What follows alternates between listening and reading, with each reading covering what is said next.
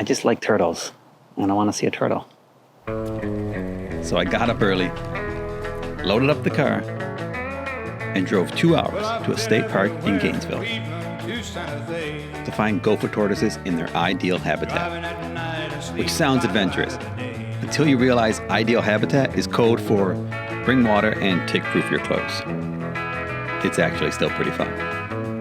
But anyway, I went all the way out there to meet a really cool human.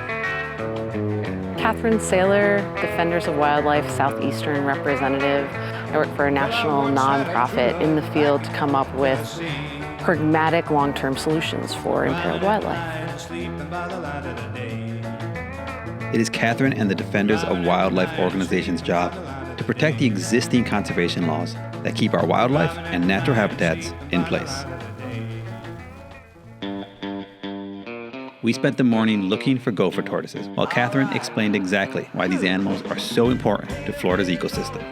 Gopher tortoises are keystone species, so they recycle nutrients, they create habitat for up to 400 species of Florida wildlife, sometimes come into their burrows because of that constant temperature and humidity. So it's like the perfect apartment that never loses its nice cool temp, even in the heat of the summer. Many animals like to escape into the bottom of its burrow. So basically, one tortoise equals an entire neighborhood. Still probably better traffic than I-4. Over 90% of the habitat type has been lost. It's been developed or it hasn't been fire maintained. Open canopy with little plants, herbaceous ground cover are really important to gopher tortoises. It's high and dry, and because of that competition with development for high and dry land, it's becoming a more and more rare habitat type. That's because the ideal habitat for tortoises looks a lot like the ideal habitat for humans. Yeah, you've heard that before. Katherine told me they'll come up to the top of their burrows to sun themselves in the morning. And of course, we checked several locations and got absolutely nothing. Because it turns out those burrows are actually pretty big. They can be really long and really deep, up to 40 feet, typically about 6 feet below the surface, and they can have multiple chambers or compartments off of the main burrow. No wonder I didn't find many that day.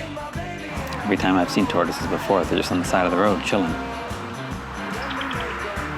These ones don't like people. Same.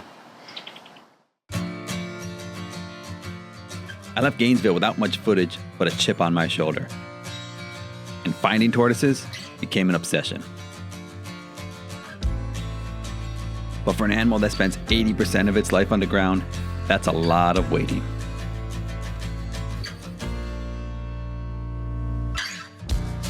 But when I finally found them, they weren't in a state park 2 hours away.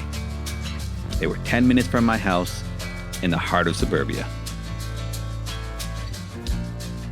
And what I learned from all that is that nature isn't a tank of gas away.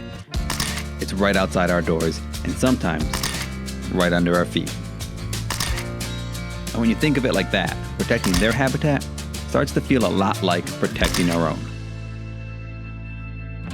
A big thank you to Katherine and the Defenders of Wildlife who are doing amazing work all over the country. If you want to help them help tortoises, go to defenders.org.